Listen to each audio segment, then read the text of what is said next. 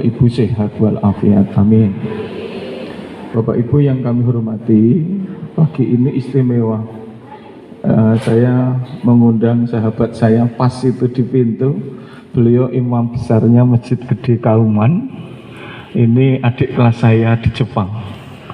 Namanya Mas Dr. Ridwan Wicaksono PhD. Beliau dosen teknik elektro UGM. Adik kelas saya di Jepang, beliau imam besarnya Masjid Gede Kauman. Ya, jadi nanti saya ngisi dulu, kemudian baru nanti beliau. Saya mau mengenalkan beliau karena dia juga orang Muhammadiyah banget, menjadi sama saya tandem di Masjid Gede Kauman, Pak Haji. Jadi kami memasukkan nilai-nilai Muhammadiyah itu bersama beliau, ya, dan beliau adalah hafiz juga ya. Jadi hafal Quran, nanti ilmunya biar banyak di sini dikenalkan Bapak Ibu ke depan. Nggih, Pak Ketua PRM. Nggih, monggo Mas. Wah, ini saya panggilin Mas gitu kan. Janjane Dik ini nggih. Monggo. Jadi kok jenengan teng Masjid Gede Kauman sing suarane merdu, nggih niki piyantune nggih ta. Piyantune cilik, ning nganune gede. Ayo Mas ya, sehat ya. Nggih, tenggasik nggih. Nah, ini Mas Ridwan Wicaksono ini sama-sama UGM. Kami di FKH, beliau di Teknik Elektro. Jepangnya di mana Mas ya? Jepangnya di mana? Di Shiba, ya, di Shiba. Saya di Yamaguchi, kami sama-sama, makanya gelar belakang itu PhD.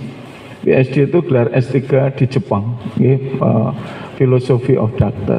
Jadi beliau adalah tandem saya untuk hal-hal yang kita membuat pembaruan termasuk di Masjid Gede ini beliau imamnya, dan kita sama-sama memasukkan hal-hal baru di Masjid Gede ya Mas ya. Bareng-bareng kita orang-orang muda ini semangat untuk Muhammadiyahnya biar terasa. Niki tokoh-tokoh niki Mas Ridwan tak kenal itu sahabat saya Pak Ketua, Pak Ketua Pak Sukiman, Bapak Imam Sukiman, ya. PCM nggih panjenengan niku. Nggih toh, PCM ki lak gamping toh. Oh, anggota. Lalu Pak Herman, Pak Abu Soleh. Kok dadi Abu Soleh ki piye to mbiyen ki? Ayo kan panggilannya Pak Herman. Kok dadi Pak Abu? Ini saya seneng karo piantun siji optimis terus nggih. Ini Mas Irwan nggih, nanti biar berhubungan nggih. Ngoten Ibu. Sebelum nanti beliau yang punya ilmu banyak juga. Jadi gini, Binjang itu awake dhewe niku mlebu swarga. Itu janjane ora mergo awake dhewe ling ibadah ampuh. Nah ana wong muni kok jarene le mlebu swarga mergo ibadah sing ampuh, itu jenenge ya yo Pak Imam kemlinti ya ora kementus ya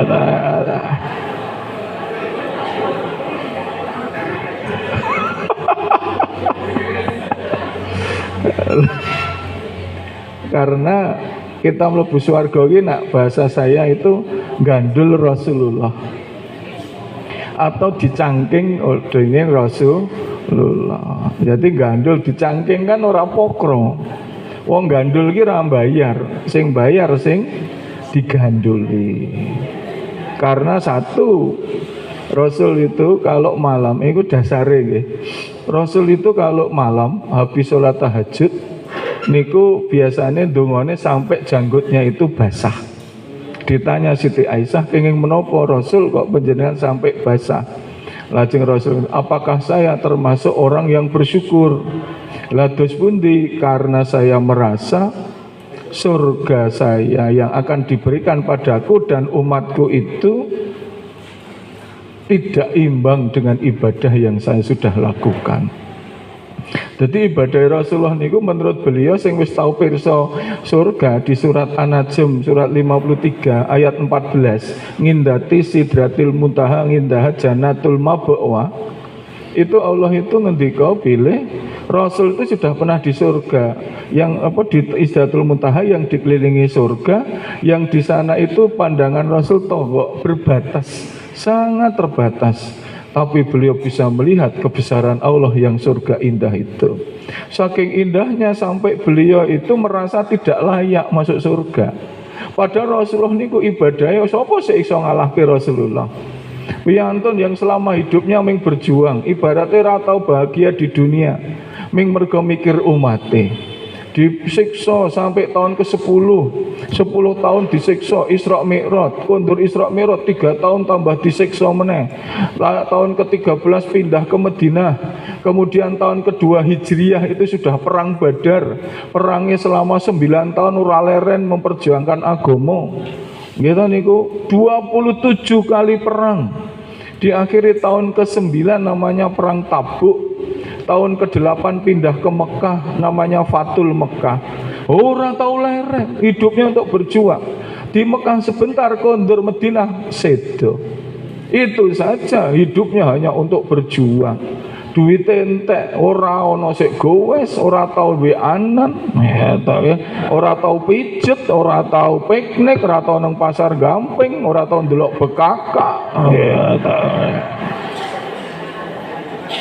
Ngono wae merasa tidak layak, njuk awake dhewe piye? Makanya leres Pak Imam kemeliti. Ming koyo ngene kok malah kementus anggepe wis mlebu swarga. Jadi artinya apalagi kita. Maka tugas kita itu sekarang derek supaya dicangking Rasulullah. Kita taat pada Rasulullah, taat pada Gusti Allah pun. Sing didhawuhi ya ditindakake samina wa ata'na. Nah ngaji ya pokoke menyang ya paham ya kono, ora paham ya ora apa-apa. Ngaji kan ana sik modele kementu niku. Mantep ngono ya tetep paham. Ana sik santai karo tangga lende-lende ngomong-ngomongan titik. Engko nganu ya tilik bayi ngono ya. Sik kono engko mantu ngono ta ya karo ku ngerti neh ustate njuk omong meneh. Sik ngono kuwi piye? Saya ora paham ya ta. Sing metenteng we ora paham apa meneh sing nyambi. Tapi kan ra apa-apa, wong memang ora kudu paham. Ora kudu hafal Quran kaya Mas Ridwan. Anak syaratnya kudu hafal Quran nek ora ketampa kabeh sampeyan to. Jus 30 wis hafal ya apa meneh 30 jus. Tapi kan bukan itu masalahnya. Makanya jenengan dawuh niku di dalam surat Al-Adiyat 50 fafiru ilallah. Roh Gusti Allah ki lek bersegera, lek ndang-ndang, aja ditunda-tunda sadurunge mati kasarane ngoten niku. Makanya hari ini keren kita nderek Rasulullah, ditambah-tambah ganjarane Ramadan, rasa iyik. Rasa ngurusi wong, rasa ngelok-lokke wong, ngurusono dhewe-dhewe karo Gusti Allah sing biji Gusti Allah. Aja ndelok wong dari wajahnya, dari pakaiannya, ndak usah saka ibadah. Wong Rasulullah we pareng kok awake sok ora oleh, nggih. Mulane sok cangking, arep dicangking ya diwangunke, nak dicangking ku aja kubak lendut kok ya. Cangking jenengan jebol genjer, nggih to. Ngono we dikum nang gone kalen. Engko diresiki meneh gak digawa mulih ya wangun bonceng kepit dicepit mburi nggih wae ya. Apa lho aku mbiyen gaweanku ngono kuwi. Agak cilik lak yo ngewangi wong tuwa jaman cah saiki nggih to. Golek genjer ngarit iku kan pekerjaan saya mbiyen. Aku ngerti genjer wae dijukuk diresiki to. Engko dikumbah sing resik. Kopyak ngono to nggih. Mergo napa nika apa akare niku kan kebak lendut to. Kopyak ngono. Kopyak ngantek putih ngono kae. Padha sesuk awake dhewe dicangking aja glumrut. Kebak dosa wong digajul sampeyan ta. Makanya ming dicangking sing apik wis ditaleni ngene iki. Oh, monggo Rasulullah, ha kene cangking, ha kebak lendut ngono kumbah sik ngono ya ta. Nah, makanya jenengan rawuh mriki bene resik dicet nggih to, nek ana ya dikae plastik nggih diresik-resiki, dikumbah nang kalen bar kuwi kumbah nang gone sumur. Nek arep dienggo nganu dimasak dadi kelan genjer. Ning nek yo pakan grameh cukup diopiok-opiok engko lebokke nang blumbang. Awake dhewe karo diangkat derajate ora mung dienggo pakan grame dilebokke swarga jejer Rasulullah ya sing resik. Ngoten niku nggih Bu. Niki ana Mas Ridwan engko ben beda. Beliau itu saiki nggih ya nggawa kresek, ya nggawa plastik, ya nggawa tali, ya nggawa werna-werna, dikai tulisan niki saking bale catur Rasul siap untuk masuk surga. Yo ana fotone Pak Herman. Ngono ya.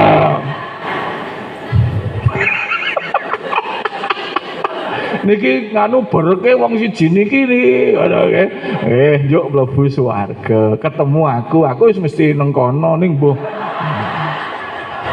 Ayo wong optimis ya Mas ya. Atau jenengan ya kabeh sesuk optimis do mlebu swarga jejeran kula melu sendang ngadi sampean melu bali catur. Do lali nek aku liwat dada. Ustaz Ageng. Saiki sing ndongake tambah piantun saka Masjid Gedhe Kauman. Ya kabeh ya do ngerti pusate agama Yogya ya ning Masjid Gedhe Kauman. Nggih mboten. Anak kula kan ming gedhe wetenge. Ya ta.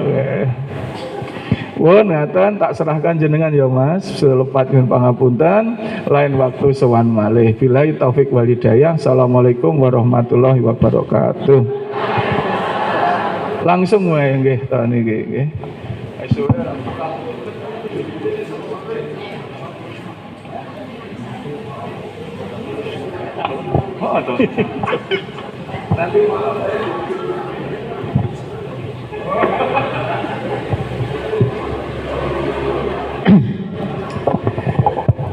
Bismillahirrahmanirrahim. Assalamualaikum warahmatullahi wabarakatuh.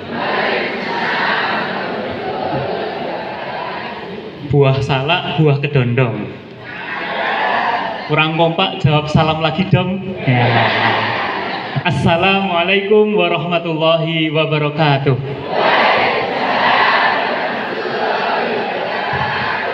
Alhamdulillah. Nomornya masih sama. Niko ada murid niku taat kalian guru, ya. Ustadz Profesor Agung Budianto, itu guru kula.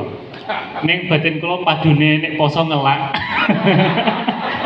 Dados kula sing pun ngelengkapi. Monggo Ustaz.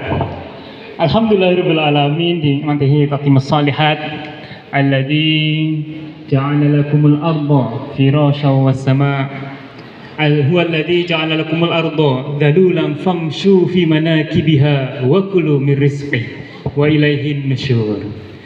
Tadi saya ingat ada seseorang disebut Ustadz Iman Sukiman.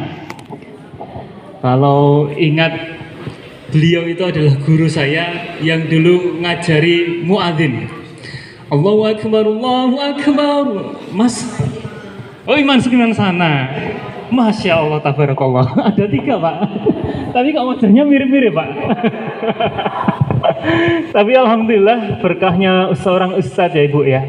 Memang yang saya diajari Ustadz Zainal Mutakin itu salah satu berkat menjadi guru adalah awet muda. Oh iya punten. Nggih. Berkahnya menjadi guru adalah awet muda.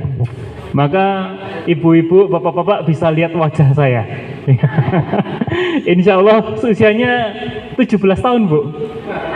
Tapi pink. Alhamdulillah kita bersyukur kepada Allah SWT atas semua nikmat ya. Ketika Allah mengatakan dalulang famshu, itu maka kita melihat dunia ini kita berjalan dengan santai, dengan tidak tergesa-gesa. Tapi ketika Allah mengatakan fafirru ilallah, ketika kata Ustadz Agung, maka bukan lagi berjalan lagi, tapi berlarilah kepada Allah di surat Az-Zariyat itu. Dan juga ketika kita nanti setelah Syawal, ibu-ibu sekalian, ada perkataan Allah Subhanahu wa taala mengatakan wasari'u ila maghfiratin min rabbikum wa jannat. Maka kalau kita sudah dihadapkan dengan ampunan Allah, perintahnya itu bersegeralah. Jadi berbeda terminologi antara ketika kita melihat dunia ini, walladzi ja'ala lakumul arda dadulan famshu. Kita dipaparkan jalan di dunia ini, berjalan tenang. Untuk apa? Fakulu mir rizqih, dan makanlah sebagian dari rizkinya. Nah, menarik ketika kita bicara fafirru ilallah, maka berlarilah kepada Allah. Maksudnya apa? Kepada ridhonya Allah, kepada apa yang diperintahkan oleh Allah Subhanahu wa ta'ala.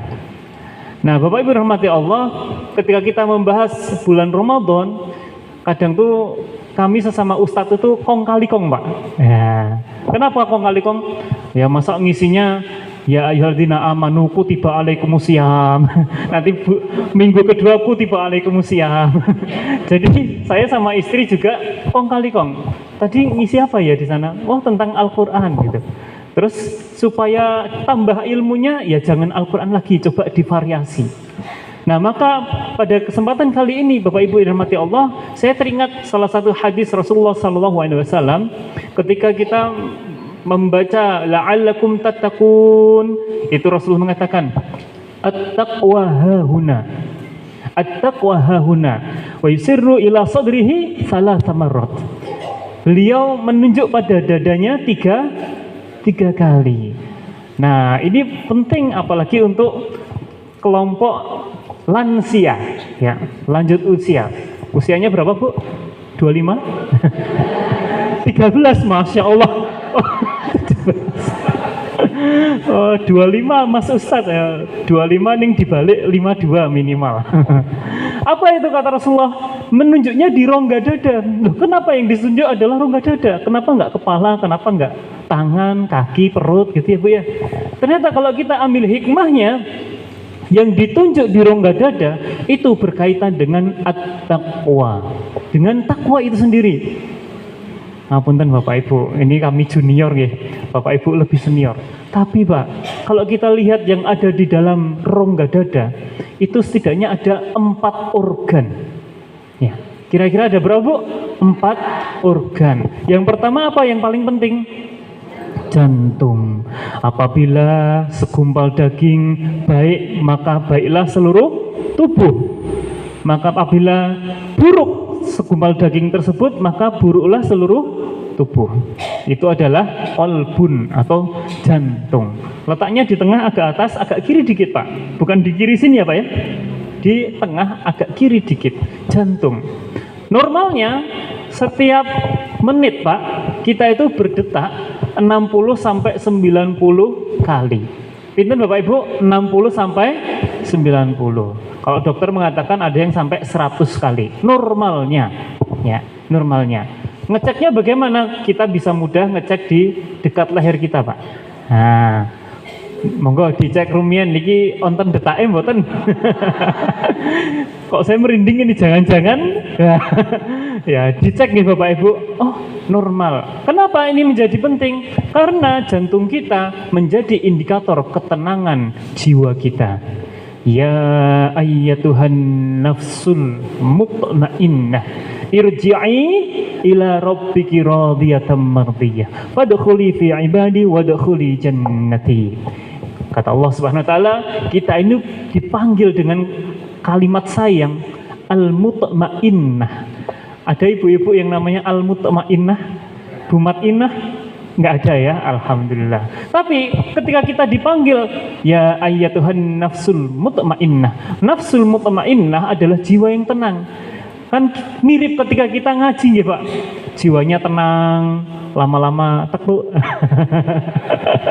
Saking tenangnya, Masya Allah. Ketika kita mengingat Allah, maka pikiran kita, hati kita menjadi tenang. Nggak apa-apa. Karena apa? Memang kodratnya seperti itu. Memang fitrahnya juga seperti itu. Kita nanti dipanggil oleh Allah SWT dengan jiwa-jiwa yang tenang. Bayangkan Bu, kira-kira siapa yang nggak tenang? Yang meremehkan bulan Ramadan, yang tidak taat kepada Allah, yang ingkar dengan nikmat-nikmat Allah. La in syakartum la azidannakum wa la in kafartum inna adabi lasyadid. Hati-hati Bapak Ibu, kalau kita kufur nikmat nanti nggak tenang.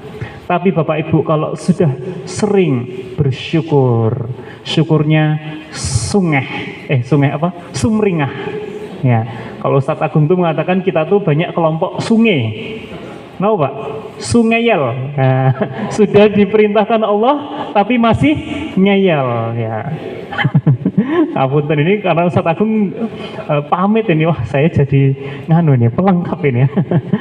Bapak Ibu rahmati Allah, yang pertama tidak apa? Jantung. Jadi perhatikan jantung kita supaya meningkatkan potensi takwa dalam ibadah kita. Kalau kita jantungnya tenang Pak, ibadah juga nyaman, khusyuk.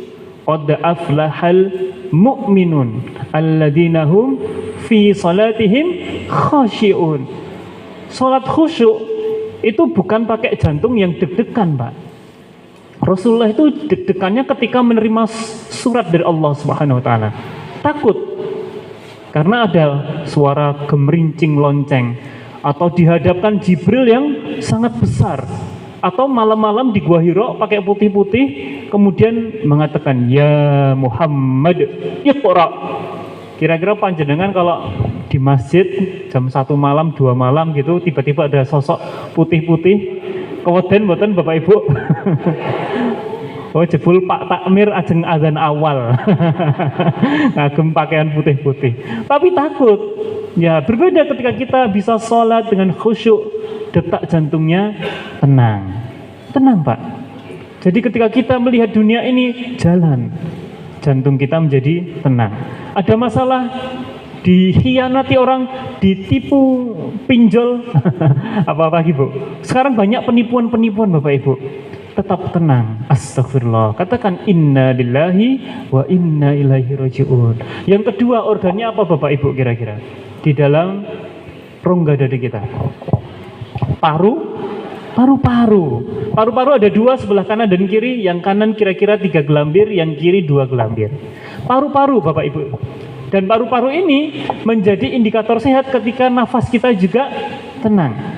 Nah, ketika kita bertakwa kepada Allah, memandang semua kehidupan di dunia ini bukan sesuatu yang besar. Kita punya Allah yang maha besar. Allahu Akbar. Allahu Akbar kabira walhamdulillahi katsira. Wa subhanallahi bukratan wa asila. Kita itu kalau tahu ada masalah, ingat kepada Allah. Ketipu orang puluhan juta, astagfirullah. Innalillah. Kemudian kita bersyukur kepada Allah, tetap mengucapkan dengan lisan kita subhanallah walhamdulillah wala ilaha illallah wallahu akbar pun dirasake Pak. Bagaimana kita kalau derek Rasulullah itu hidupnya tuh enak, nyaman, karena kita itu tidak memiliki apa-apa di dunia ini. Istri kita yang cantik, harta kita yang banyak, rumah yang mewah, mobil yang keren, wah macam-macam ya. Itu semua milik Allah Subhanahu wa ta'ala. Pun kalau kita tenang, nafasnya teratur Pak, nanti baca Qur'annya tidak menggeh. Al-Imam Asy-Syafi'i kalau di bulan Ramadan Bapak Ibu, katamnya berapa kali? Pirsa mboten Bapak Ibu? Katamnya itu 60 kali. Imam Asy-Syafi'i, bayangkan. Bukan juz 30 tapi 30 juz. 60 kali dalam satu Ramadan. Berarti sak dino niku pinten Bu? 2 kali katam. Wah, gimana itu cara ngajinya? Ternyata kuncinya ada di pernafasan. Kuncinya di pernafasan. Dan tidak perlu memakai nada-nada yang tinggi, tidak perlu pakai mujawwad, tidak perlu memakai lagu-lagu. Cukup dengan nada yang biasa dan makhraj yang benar. Kata Imam Ali bin Abi Thalib, ya. Kenapa kita penting belajar makhraj? Karena supaya atau tajwid, supaya kita mengetahui makharijul huruf, tempat keluarnya huruf, dan juga kapan berhenti dan lanjutnya huruf itu. Ya, itu kata Imam Ali bin Abi Thalib. Nggih. Pun ngantuk, Bu? Niki ngilmu, Bu, insyaallah pelan-pelan. Yang penting Bapak Ibu pun mangke dipeto kondur, oh ada tambahan sedikit, nah diamalkan ya, diamalkan. Jadi kalau kita bisa mengatur nafas kita, ngajinya enak Bapak Ibu. Alif lam mim dzalikal kitabu la raiba fihi hudal lil muttaqin alladzina yu'minuna bil ghaibi wa yuqimunas salata wa mimma razaqnahum yunfiqun, dan seterusnya. Maka nafasnya teratur, tidak menggeh. Azan juga gitu, Bu. Bapak-bapak muadzin, supaya nafasnya panjang, ada rumusnya, Pak. Simpan nafas di dua tempat. Yang pertama nafas perut, yang kedua nafas dada. Ya. Allahu akbar, Allahu akbar, Allahu akbar, Allahu akbar. Nah, kalau kita nafasnya panjang, azannya merdu, insya Allah yang mendengar tuh nyaman, Bu, dan tidak dirasani. Ibu-ibu biasanya mau buka, sing azan sopo tuh kayak Allahu Akbar. Wah, Masya Allah. Latihan ya bapak-bapak sekalian. Dan yang paling penting pemuda-pemuda ya. Ayo Pak, diajak supaya apa? Kalau misalnya bapak-bapak Sumun Sedo yang meneruskan siapa? Pemuda, bukan pemudi ya Bu. Bukan pemudi, pemuda-pemuda. Masya Allah, tabarakallah. Dan salah satu tips lainnya adalah berenang sesuai dengan sunnah Rasulullah SAW. Ajarkanlah anakmu untuk memanah dan berenang. Ning nggih renange mboten teng pas bulan Ramadan. Mangke mas-mas renang sambil glegek malah batal nggih. Tapi jangan seperti itu Bapak Ibu. Intinya ketika kita berenang, nafas kita terlatih bisa menjadi panjang dan paru-paru kita menjadi sehat. Nah, apa yang kita kaitkan? Semua organ-organ ini harus menuju taqwa ilallah. Karena sebaik-baik bekal adalah zadid taqwa. Nah, organ yang ketiga Bapak Ibu, jantung, paru-paru. Yang ketiga apa Bu kira-kira? Sebelah kanan bawah, hati, atau kita sebut hepar atau liver nih Bapak Ibu. Di sebelah kanan bawah. Kenapa di sebelah kanan bawah ada hati? Salah satu tugas utamanya adalah menangkal racun, menawarkan racun. Jadi darah kita sehat, bersih, dan racun-racun dibuang, toksiknya dikeluarkan. Salah satu bentuk penawarnya itu bisa kita lihat ketika kita BAB. Bapak Ibu, kalau BAB dipun persani piyambak-piyambak mboten nggone tanggane nggih. Piyambak-piyambak warnanipun nopo gitu.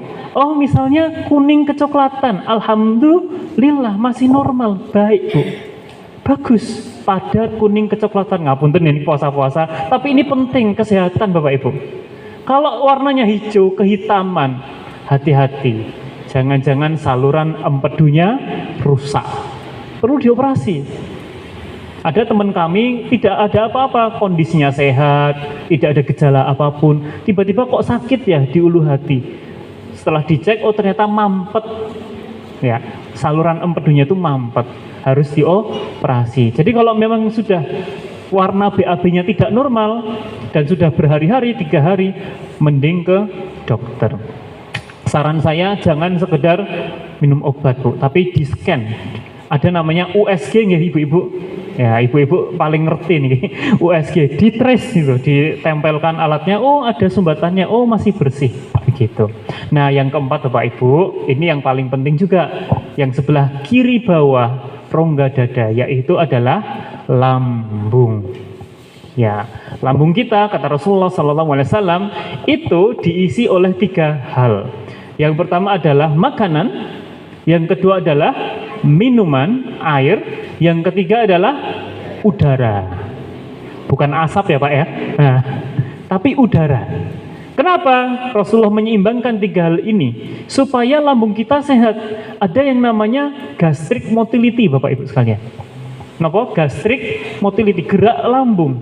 Jadi lambung itu seperti ada gerakan meramas, mengoyak-ngoyak, dan itu per 30 detik sampai 1 menit. Jadi bukan per detik, bukan jegluk-jegluk seperti itu, tidak. Tapi mengoyaknya per 30 detik sampai 1 menit. Nah, kalau terlalu kenyang Bapak Ibu nyuwun sewu, kalau terlalu kembung, si lambung ini sulit untuk mengoyak-ngoyak makanan. Padahal ini penting. Ada proses membunuh kuman dengan asam lambung. Ada proses menghaluskan makanan. Ada proses melumat-lumat zat makanan. Ada proses penyerapan nutrisi. Kalau nggak ada lambung Pak, seperti bapaknya teman saya yang di Jepang itu. Nyuwun sewu, bapaknya teman saya itu riwayatnya tuh, no Pak ini, minum sake. Ya. Perso sake Bu? Boten. Ya, minum tuak atau sake sampai lambungnya rusak sehingga harus dipotong. Nah, akhirnya apa? Makanan itu langsung ke usus, maka penyerapan nutrisi tidak maksimal, dan yang dimasukkan ke dalam mulut itu harus dikunyah sampai lembut sekali, supaya tidak merusak ususnya. Ya, jadi ibaratnya lambung ini kayak wadah Ibu sekalian. Penyakitnya adalah gastroesophageal reflux disease, atau singkatannya adalah GERD. Apa itu GERD Pak? Asam lambung naik. Allah sudah mendesain lambung kita sebagai penampung asam lambung Pak. Jadi kalau asam lambung itu di luar lambung, pasti menyakitkan. Kalau asam lambung naik ke esofagus, naik gitu ya Pak, maka karena tempatnya bukan di lambung, esofagus itu akan perih, iritasi. Kalau naik lagi sampai paru-paru bisa sesek Pak. Naik lagi kena jantung, bisa kena serangan jantung. Jadi ampun heran Bapak Ibu, misal ada bapak-bapak yang ahli goes, nah, seneng goes, tiba-tiba makan durian, lambungnya tidak siap, naik, nah, kena jantung, kemudian inna lillahi wa inna ilaihi raji'un. Atau yang suka futsal, ya, malam-malam futsal, kemudian linglung, ya, kena asam lambung naik. Jadi hati-hati Bu, jangan disepelekan. Kemudian penyakit yang kedua adalah ketika sphinkternya kendor. Nah, kenapa asam lambung itu bisa naik? Karena katup atau klep yang di lambung itu sudah kendor Pak. Apalagi nyuwun sewu kalau usianya sudah lebih dari 50 tahun. Kan sudah tidak sekuat dulu nggih Bapak Ibu, ototnya sudah melemah. Nah, kalau panjenengan terbiasa makan banyak, ini ibarat wadah Bu, ada klepnya itu benggang. Nah, setelah perut kosong tidak bisa nutup lagi. Sehingga gimana kalau tidak bisa nutup lagi? Cairan yang ada di dalam lambung mudah keluar. Contohnya pas jam 1 malam, jam 2 malam tidur, posisinya terlentang seperti ini, asam lambungnya pindah ke esofagus. Nah, Bapak Ibu yang dirahmati Allah, jadi kita ingat, puasa itu mengistirahatkan lambung supaya sphinkter kita kembali kuat. Sphinkter itu klep Bapak Ibu, katupnya tuh kuat lagi. Tapi hati-hati kalau Bapak Ibu sudah kena GERD, maka harus sering-sering konsultasi ke dokter. Makannya sedikit-sedikit, obatnya juga rutin, teratur. Nggak bisa makan banyak, nggak bisa kenyang-kenyang, soalnya nanti muntah Pak. Ya, jadi itu perlu diperhatikan bagaimana sunnah Rasulullah SAW menjaga diri kita. Nah, Bapak Ibu rahmati Allah, 4 organ tadi indikator secara fisik bahwa kita ini mau berusaha supaya sehat, ya, supaya dekat dengan takwa. Kemudian Rasulullah SAW di bulan Ramadan, salah satu melatih dirinya tidak hanya puasa Bapak Ibu sekalian, tapi juga dekat dengan Al-Quran. Ya, dekat dengan Al-Quran.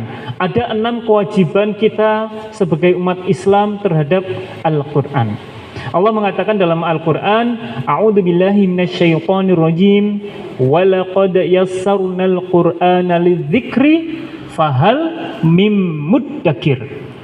Allah telah sungguh memudahkan kita mempelajari Al-Qur'an sebagai pengingat. Maka apakah kita tidak memikirkannya?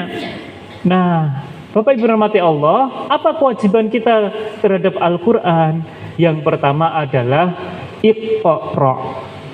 Iqra bismi rabbikal ladzi khalaq. Nah, Iqra ini Bapak Ibu diartikan sebagai tilawah. Tapi sebenarnya Iqra tidak hanya tilawah saja, tidak hanya membaca, tapi kajilah. Ya. Pahamilah. Tahu bahwa apa yang kita baca itu masuk ke dalam diri kita.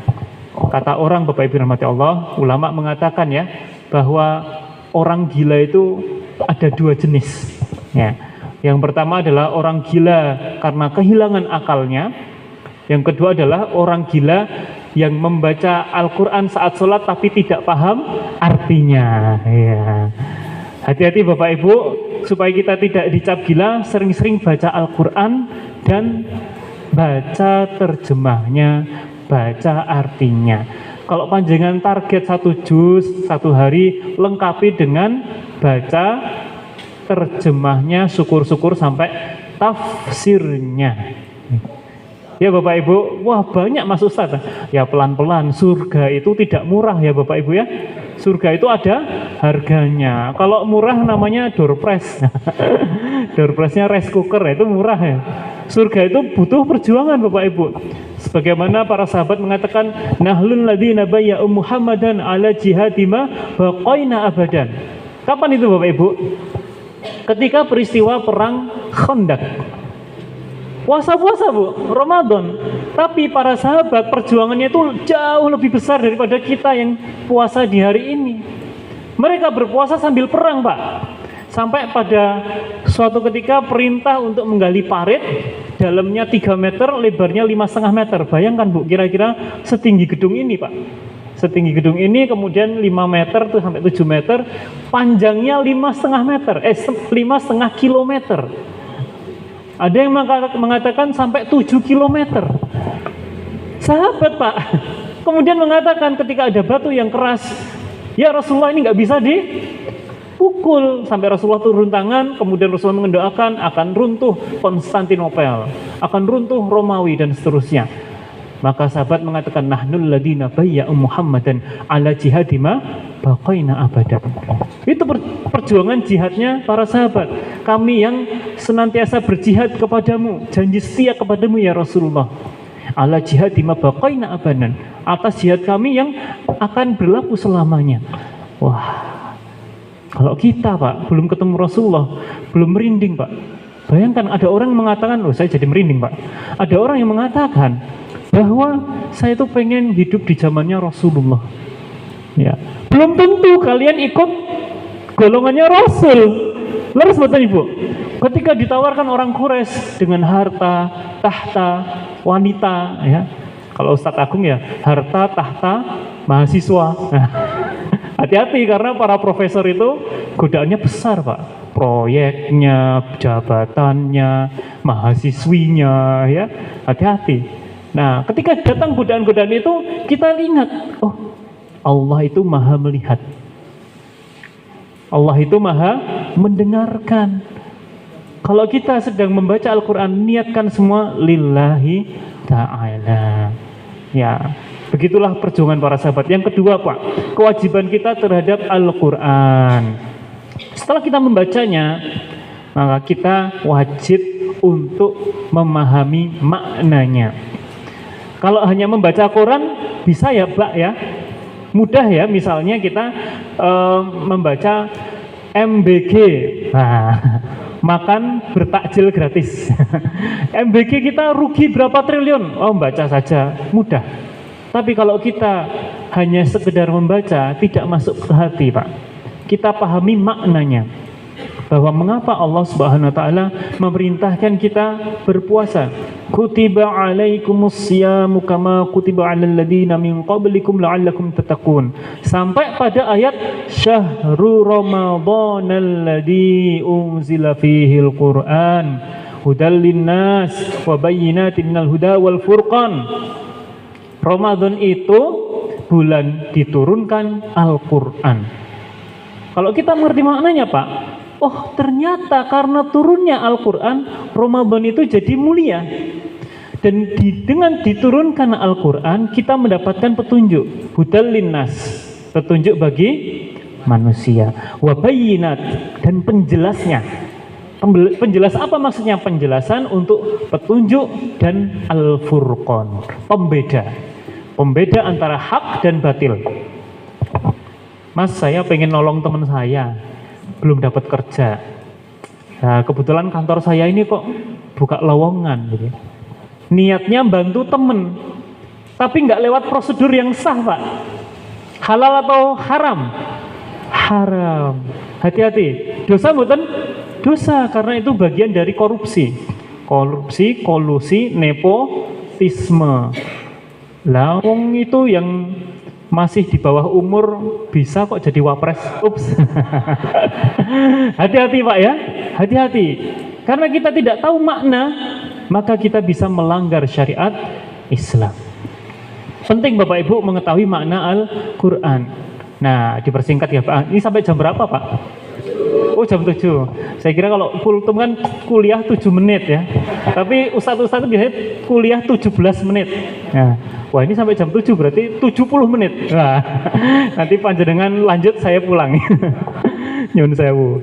Jadi itu Pak, mengetahui maknanya. Yang ketiga, apa kewajiban kita terhadap Al-Quran mumpung bulan Ramadan Bapak Ibu? Ya, yaitu dengan menghafalkannya. Minimal sekali, minimal adalah surat Al-Fatihah. Hafal Bapak Ibu? Hafal. Sudah betul bacaannya? Ada yang masih membaca Alhamdulillahi Rabbil Alamin. Masih ada betul? Masih, Masya Allah, Tabarakallah. Pak, ayo kita benarkan. Alamin, bukan ngalamin, tapi alamin. Pentingnya belajar makharijul huruf ada dua, supaya kita menghindari kesalahan jali. Kesalahan jali adalah kesalahan yang merubah makna. Kemudian ada yang kedua, kesalahan khafi, kesalahan yang ringan. Misal panjangnya 4 harokat jadi 2 harokat, masih dimaafkan. Tapi kalau jali itu para ulama sepakat haram. Alhamdulillah, waduh, kok alhamdulillah? Harusnya hamada, yaitu pujian. Alhamdulillah, bukan alhamdulillah. Kalau ada yang masih membaca alhamdulillah dari kata hamada, nyuwun sewu Pak, itu artinya sakit. Masa segala sakit bagi Allah? Waduh, naudzubillah min dzalik. Alhamdulillah, alhamdulillah gitu ya, bukan alhamdulillah. Misalnya yang muadzin Allahu Akbar, harusnya pendek Allahu Akbar. Tapi ketika dibaca Allahu Akbar, Allahu Akbar, barnya panjang Pak, artinya mengubah maknanya. Yang semua Allah Maha Besar, tapi malah Allah apa itu Akbar? Itu adalah tabuh-tabuhan, gendang. Ya, masa Allah Maha gendang ya, nggak boleh ya Bu ya. Maka penting supaya Al-Fatihah kita bagus. Kenapa Al-Fatihah? Karena Al-Fatihah merupakan syarat sahnya sholat. Pun Bapak Ibu nanti bentuk kelompok pengajian tahsinul Quran. Metodenya ada qiraati, ada metode AMM, ada metode ummi, ada metode macam-macam ya. Kalau saya dulu ikut 3 metode Pak. Ya, salah satu yang paling melekat adalah qiraati. Syekhnya banyak, jalurnya juga banyak. Tapi yang populer adalah dari Imam Al-Jazari. Ya, itu menggunakan bait-bait. Kita melihat bagaimana hukum bacaannya, makharijul huruf dan sifatul huruf. Ya, kalau kita bilang syaiton, shinnya itu harus tebal Bu. Kayak gusah titik ini loh Bu. Ya. minasyaitonir rajim, bukan minas syaiton. Ah, beda, Bu. Ya. Beda, artinya nanti bisa mengubah makna. Maka menghafalkan Al-Quran menjadi bukti bahwa Al-Quran ini berlaku sepanjang hayat, lintas zaman. Misal Rasulullah sudah meninggal, ya, di zaman dulu Rasulullah sudah meninggal, tapi perkara Al-Quran masih tetap dilestarikan. Dengan apa, Bapak Ibu? Dengan para penghafal Al-Quran. Saya jadi teringat, Bapak Ibu, ada seorang ibu-ibu di Jepang, namanya Ibu Yani, ya, asli Jakarta Selatan. Bilang saya, Mas Ridwan, tolonglah, saya tuh sebelum meninggal pengen banget hafal 1 juz saja. Usianya sudah 60 kira-kira, Pak. Tidak ada penghalang beliau semangat dalam belajar Al-Quran. Wah, Mas, pun boten nyantol ya. Alon-alon mawon. Jadi Ibu Yani yang waktu itu di Jepang belajarnya online, Pak. Setiap habis sholat subuh jam 5 sampai jam 6 kira-kira, itu murojaah bareng-bareng, mulai dari amma yatasaalun anin naba'il azim. Itu 7 kali dibaca, 7 kali merem, 7 kali dituntun. Jadi pakai HP, Bu. Nah, HP itu mboten ngagem gosip mawon ya, Bu. Kita kurangi yang gosip-gosip tapi gunakan untuk ibadah. Maka ikuti kajian-kajian online tahsinul Quran supaya nyantol, diulang-ulang. Dan alhamdulillah, Bu, saya bersyukur ibunya selesai hafal juz 30. Kira-kira dalam waktu 4 sampai 5 bulan. Ya mboten napa-napa, wong pun sepuh, mboten sah dipaksakan. Tapi memang semangatnya itu loh, Bu. Bayangkan kalau 5 bulan itu bisa hafal 1 juz, 1 tahun itu bisa nambah 2 juz kira-kira.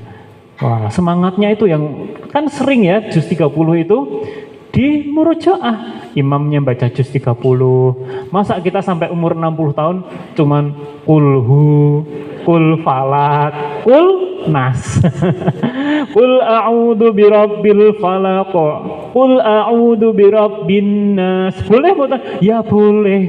Ning nanti surgane nggih surga cetek, Pak.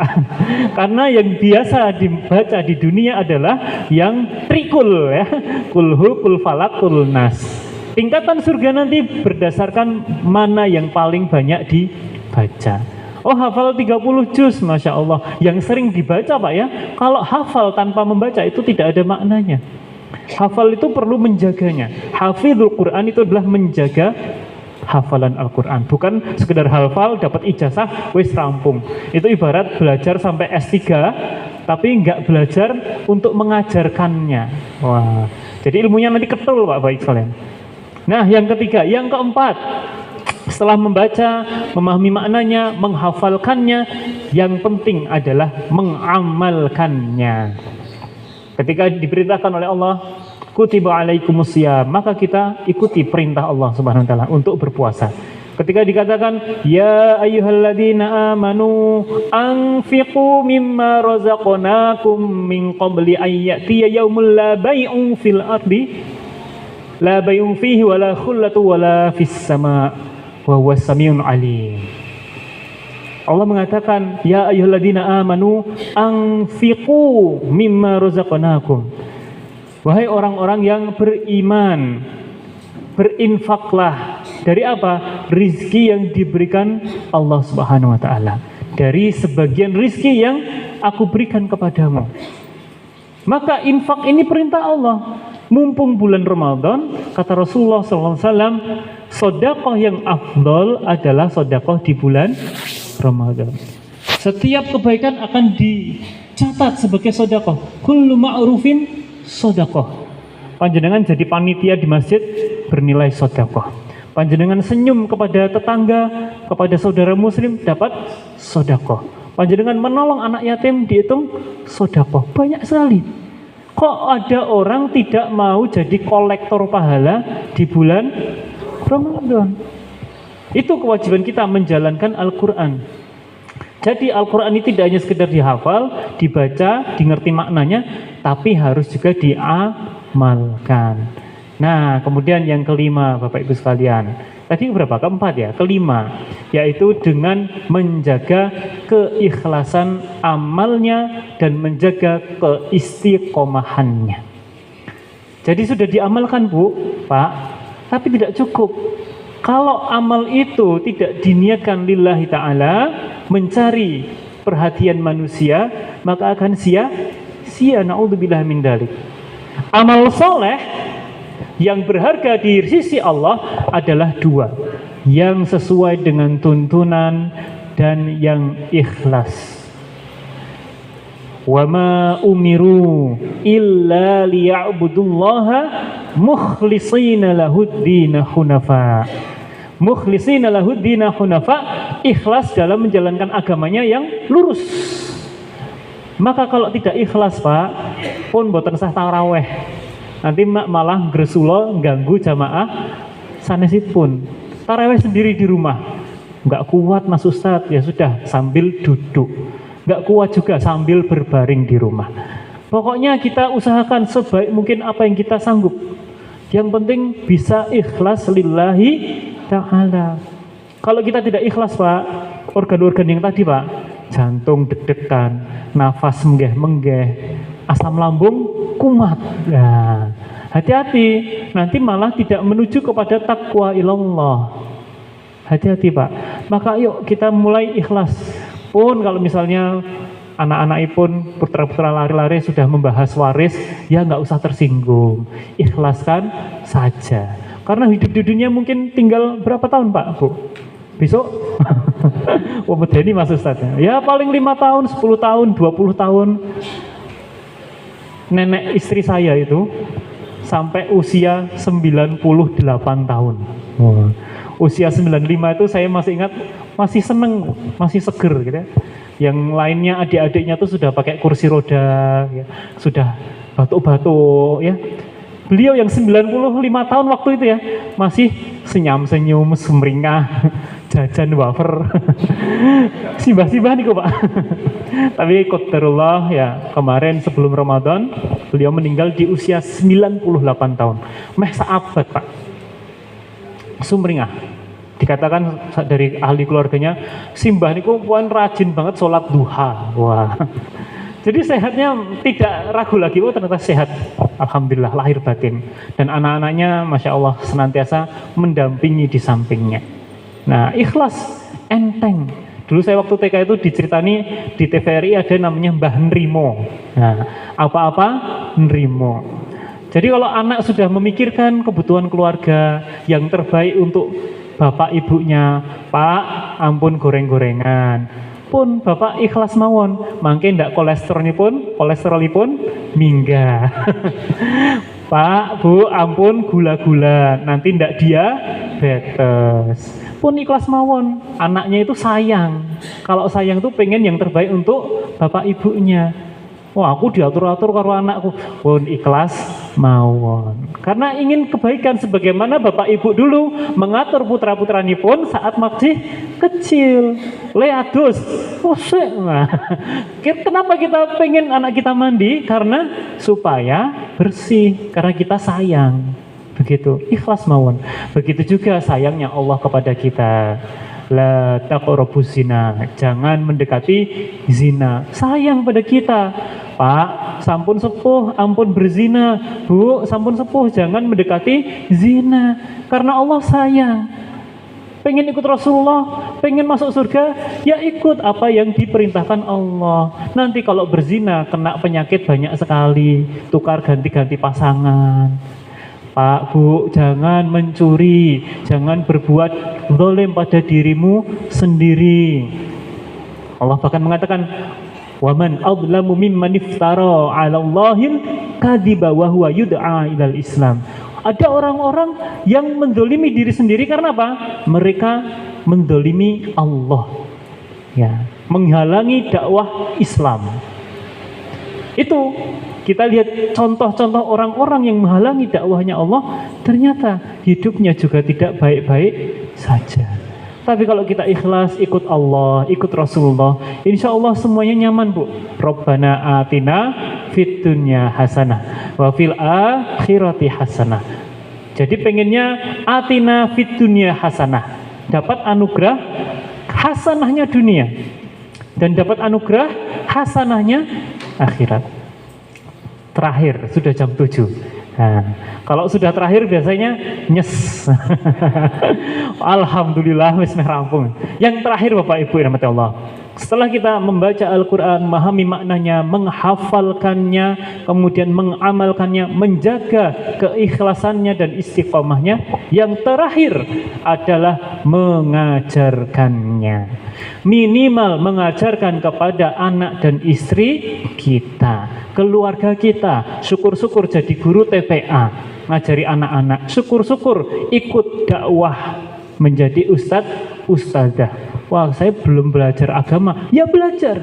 Ayo kita belajar bagaimana mengerti hukum toharoh lewat Al-Quran. Oh, ternyata Al-Quran di surat Al-Maidah, kewajiban untuk bersuci sebelum sholat adalah wudhu dengan membasuh wajah, membasuh tangan, dan mengusap kepala sampai telinga. Lah yang ini membasuh kok, yang ini mengusap. Ternyata beda kalau membasuh dengan air yang penuh.